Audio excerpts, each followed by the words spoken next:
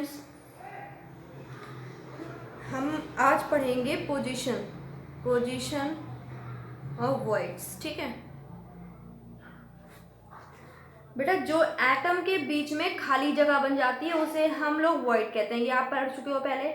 Void की position क्या होगी, लास्ट वीडियो में मैंने आपको वॉइड बताए थे। ठीक है, वॉइड कौन कौन से होते हैं, उनमें से किन किन वॉइड की पोजीशन को हमको ध्यान से देखना है, उसको ज़रा ध्यान से समझना। ठीक है, देखो, अगर लास्ट टाइम पर हमने एक पैकिंग पढ़ी थी, आप लोग को ध्यान होगा 3D वाली, 3D FCC या CCP पैकिंग। ठीक है, तो इसमें क्या था, face centred cubic close packing, और ये था क्यूबिक क्लोज पैकिंग। ठीक है, ये दोनों एक ही बात है, आपको पता है।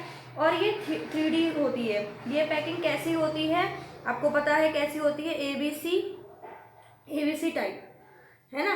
तो जिसमें ए क्या था, आपको 2D क्या करना था, 2D हेक्सागोनल पैकिंग बनानी थी ना। ए में क्या था, 2D हेक्सागोनल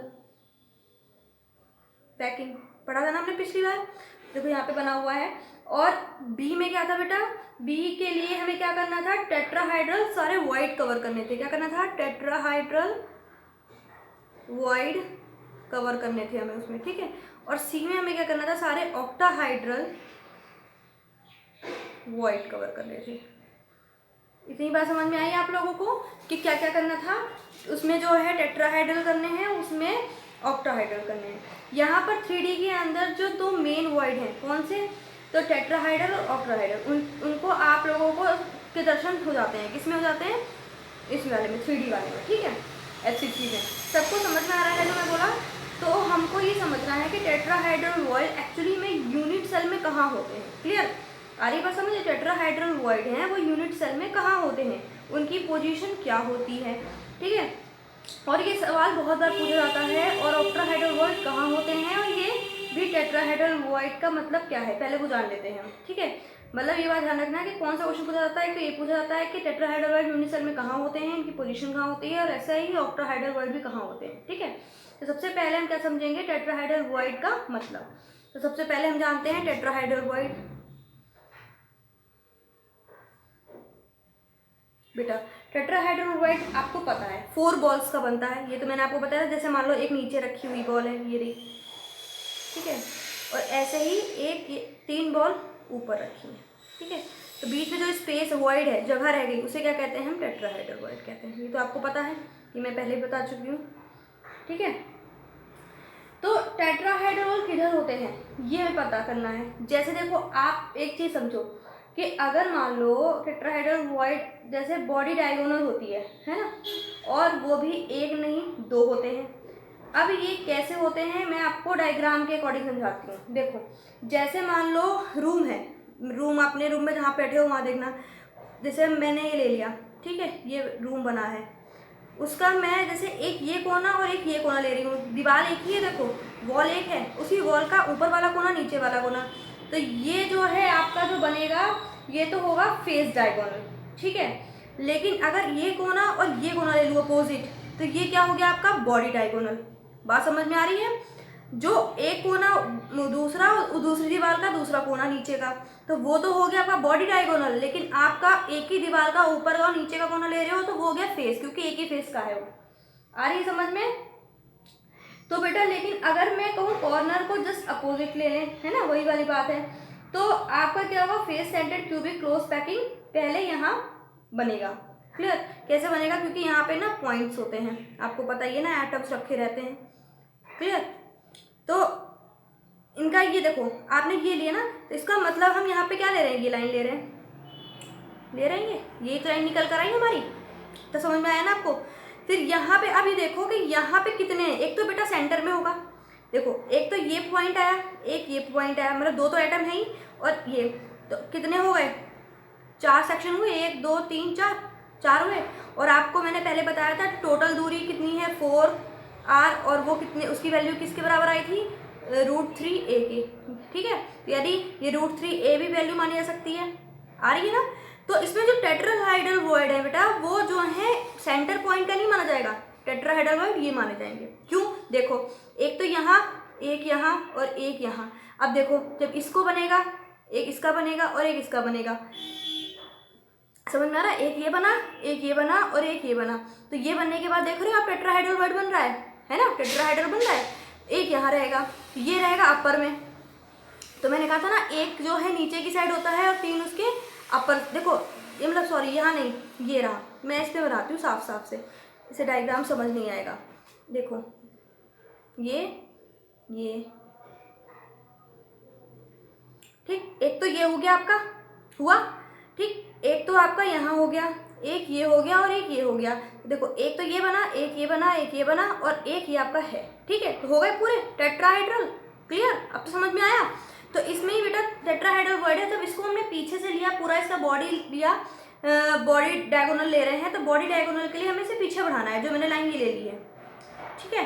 तो इसमें जो है टेट्राहाइड्रल वर्ड कितने बनेंगे? 2, एक यहाँ पे और एक यहाँ पे। जो बीच का होगा वो सेंटर्ड का होगा, ठीक है। तो इसलिए जो है 2 टेट्राहाइड वो बनेंगे। अगर वो कहते हैं कि इतने दोनों के बीच में एटम की दूरी क्या होगी, तो बेटा आएगा 3√a/4, है ना। और इनके बीच में क्या आएगा? 3√a/4, यही तो बोला जाएगा। क्लियर? तो आपको इतनी बात समझ में आई कि इसमें कैसे होगा। तो इसमें ये होगा कि यहाँ पे टेट्राहाइड्रल वर्ड कॉर्नर पर बनेंगे और अब हम जो है क्या करेंगे, फिर यहाँ पे जब सेंटर्ड पॉइंट नहीं लेंगे, टेट्राहाइड्रल वर्ड ही लेंगे, ठीक है। और ये मैंने क्यों लिया, क्योंककि आपको मैं पहले प्रूफ में बता चुकी हूँ 4r की वैल्यू निकालना कि 3a/a, और वही जो है जब हम निकालते हैं तो इसका मतलब है इसकी डिस्टेंस √3/a भी रह सकती है और 4r भी रह सकती है, क्योंकि वो दोनों उसके इक्वल है। क्लियर होगी बात यहाँ तक? ठीक है। अब देखो यहाँ पे अब हम पढ़ेंगे, तो आपको समझ में आ गया ना टेट्राहाइड्रल कॉर्नर पे कितने बनेंगे? 2, ठीक है। अब हम पढ़ेंगे ऑक्टाहाइड्रल वर्ड, ठीक। क्या पढ़ेंगे हम? ऑक्टाहाइड्रल वर्ड, ऑक्टाहाइड्रल वर्ड पढ़ेंगे।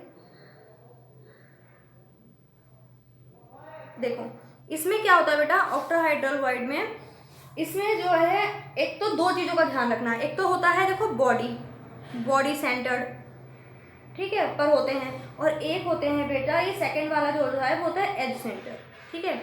एज सेंटर पर ध्यान रखना, एज सेंटर पॉइंट पर होता है, ठीक है। अब एज सेंटर पॉइंट क्या होता है वो मैं आपको बताती हूँ। 6 एटम से घिरा हुआ, 6 एटम से घिरा हुआ जो वर्ड मिलेगा वो आपको कहाँ कहाँ पर, एज सेंटर पॉइंट पर और बॉडी सेंटर पॉइंट पर, ठीक है। कहाँ कहाँ मिलेगा? एक तो आपको एज सेंटर पॉइंट पे मिलेगा और बॉडी सेंटर पे मिलेगा। ऑक्टाहाइड्रल के लिए मैंने कहा ना 2 चीज़ जरूरी हैं, एक तो आपको बॉडी सेंटर पे मिलेंगे 6 एटम, और एक आपको कहाँ मिलेंगे? एज सेंटर पे मिलेंगे, ठीक है। ये कैसे मिलेंगे आप ये देखो। पहले तो हम वही बना लेते हैं क्यूब। मैं आपको बता देती हूँ क्यूब में कहाँ पे, ठीक है। देखो तो ये जो बना, तो इसमें देखो एक तो यहाँ हो गया, एक ये, एक ये, ठीक है। और एक यहाँ ये मतलब उसका साइड है, क्या नाम है, बैक, और ये है फ्रंट, ठीक है। इतनी बात समझ में आई? ये तो आपने देखा ना, पहले पढ़ चुके हो, ठीक है। तो मान लो आपके रूम में सेंटर में आप बैठे हो, ठीक है। जैसे आप बैठे पाए गए, तो क्योंकि वहाँ पर वाइड है तभी तो आप बैठे हो। अगर वहाँ पे खाली जगह मिलेगी तभी तो आप रूम में बैठे हो। अगर मान लो रूम भरा होता, स्पेस ना होता, तो आप बैठ पाते। जैसे आपके एक आगे बॉल है, ठीक है, एक पीछे बॉल है, एक दाएं बॉल है, एक बाएं बॉल है, एक ऊपर है और एक नीचे है, ठीक है, और बीच में आप बैठे हैं। तो 6 बॉल हुई ना पूरी, इमेजिन करिए। तो क्या होगा बेटा, तो और मैंने आपसे कहा कि एज के सेंटर पे है हो, कोई भी एज पकड़ लो। जैसे कोई भी एज है तो एज तो आपको पता ही, मैंने बताया था, ये एज पकड़ लेते हैं हम, ठीक है। तो ये एज के सेंटर पे, यानी ये एज के सेंटर पकड़ लिया हमने, ये एज होती है, और मैं यहाँ पर, मैं कहाँ एज का सेंटर, उसका सेंटर पकड़ लो। यहाँ पर जो भी एटम होगा वो एक्चुअली में कहाँ है? ऑक्टाहाइड्रल वर्ड पर है, ठीक है, ऑक्टाहाइड्रल वर्ड पर है। एच का सेंटर ऑक्टाहाइड्रल वर्ड पर है। ध्यान रखना कैसे, देखो एक तो बेटा कैसे, यहाँ पे देखना, एक ये, एक ये, एक ये, एक ये, एक ये, एक ये, जैसे ये है, तो एक तो पेन ऐसे, फिर एक ऐसे, ठीक है, एक ऊपर और एक नीचे, और एक मेरी साइड और एक आपकी साइड, ठीक है। तो मतलब इस साइड, तो हो गए ना पूरे 6, ठीक है। तो 6 एटम आ रही है बात समझ में, ठीक है। तो सो फाइनली एज पर क्या होगा? ऑक्टाहाइड्रल वर्ड होगा, ठीक है। यहाँ पर 6 सेंटर बनेंगे, एक ऐसे, एक ऐसे, एक ऐसे, और एक ऐसे, और एक ऐसे, और एक ऐसे। क्लियर हो गई? तो क्या होगा? एज पर भी क्या होगा, स्पेस होगा। जब एटम वो होंगे तो बीच में जगह सी पाई जाएगी ना, उसी को क्या कही जाएगी, ऑक्टाहेड्रल वॉइड। इमेजिन करिए बेटा, तभी समझ में आएगा, ठीक है। अब सवाल ये है, ध्यान से देखो कि टेट्राहेड्रल वॉइड होते कितने हैं, है ना। तो कितने होते हैं आपको बताया था मैंने, बॉडी डायगोनल पे 2 थे, तो टोटल बॉडी डायगोनल पे कितने होंगे। अगर मान लो एक बॉडी डायगोनल पे, ये बॉडी डायगोनल है, उस पर 2 टेट्राहाइड्रल थे, एक पर कितने थे, 2। तो आप देखो टोटल कितने होंगे। तो बेटा देखो 1 2 3 4 5 6 7 8 9 10 11 12 हो गए। तो 12 पूरे बॉडी डायगोनल कितने हुए, 12, है ना। तो इतनी बात समझ में आ गई। अब देखो तो जो है यहाँ तक तो क्लियर हो गया। अब है टोटल बॉडी डायगोनल कितने होंगे। तो बॉडी डायगोनल निकालने के लिए पहले हम पूरे निकालेंगे। ये तो वो हमने सॉरी एज निकाली थी ये। अब बॉडी डायगोनल देखो बेटा, एक तो ये बनी, एक आपकी ये बनी जस्ट अपोजिट, एक ये बनी और एक ये बनी। देखो ऐसे बनेगी, ऐसे बनेगी और ऐसे बनेगी और ऐसे बनेगी, होगी 4। 1 2 3 4, ठीक है 4 बनेगी। तो 4 और 1 पर कितने हैं, 2, तो 4 पे कितने होंगे, 8। आ रही समझ में। आगे बॉडी सेंटर का समझ में आया। बॉडी डायगोनल में कितने होंगे, वो टेट्राहेड्रल, ठीक है। तो एक बॉडी डायगोनल पे 2 होते हैं, तो 4 बॉडी डायगोनल पे कितने होंगे, 8। क्लियर होगी बात। अब मैंने वो निकाले थे, वो क्या थे, एच, ठीक है।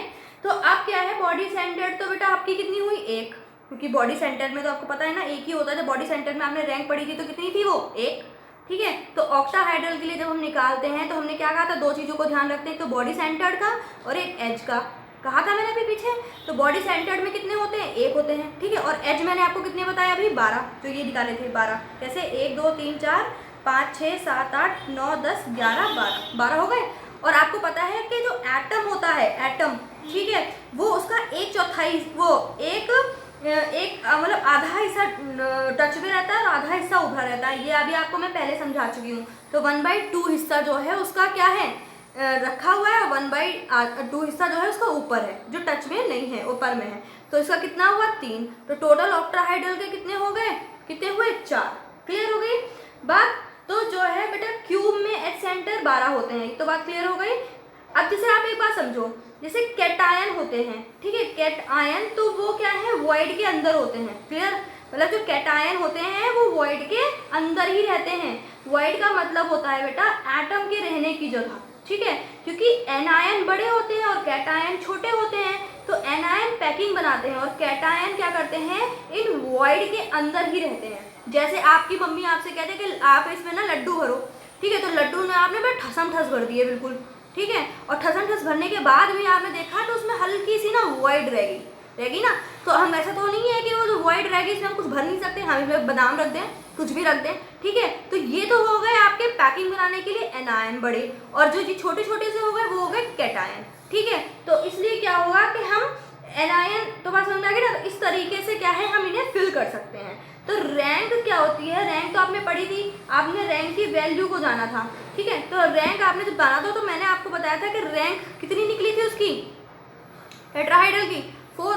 तो मैंने कहा था कि जब टेट्राहाइड्रल की 4 होती है तो उसमें टेट्राहाइड्रल में जो जस्ट निकालते हैं जब बॉडी डायगोनल के लिए, तो बेटा कितनी निकली थी, मैंने टेट्राहाइड्रल की निकाली थी, कितनी थी, 4 × 2, जस्ट डबल हो गई थी ना, 8। और ऑक्टाहाइड्रल क्या था, 4 आया था, देखो 4 ही आया था ना, ये था। तो ये कितना था, 4 था। इसका एक शॉर्ट ट्रिक भी है, अगर आपने ये समझ लिया ना तो ये आप बिल्कुल अच्छे से समझ जाओगे। देखो जो Z है वो N के बराबर, जैसे माना मैंने, ठीक है, Z जो है वो N के बराबर है, यानी रैंक की जो वैल्यू है, कोई भी वैल्यू रखी है हमने, नंबर ऑफ रैंक जो भी है, ठीक है। उसके बाद जो टेट्राहाइड्रल की वैल्यू होती है वो रैंक के जस्ट डबल होती है, यानी 2N होती है। क्लियर हो रही बात, ठीक है। और ऑक्टाहाइड्रल की जो वैल्यू होती है वो बेटा N के इक्वल होती है, यानी आपके Z के भी इक्वल होती है। क्लियर। तो वही क्या होगा आपका, ये एक शॉर्ट ट्रिक है। अगर आपने ये शॉर्ट ट्रिक समझ ली तो इसका मतलब आप न्यूमेरिकल सॉल्व कर सकते हो आगे के। क्लियर।